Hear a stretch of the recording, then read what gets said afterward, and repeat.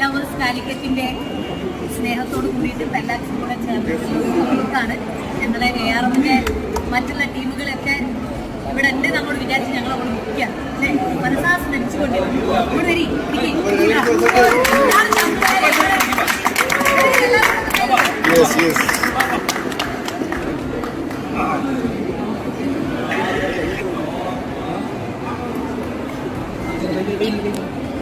അപ്പോ നമ്മുടെ ARMലെ ചന്ദ്രനാഥ്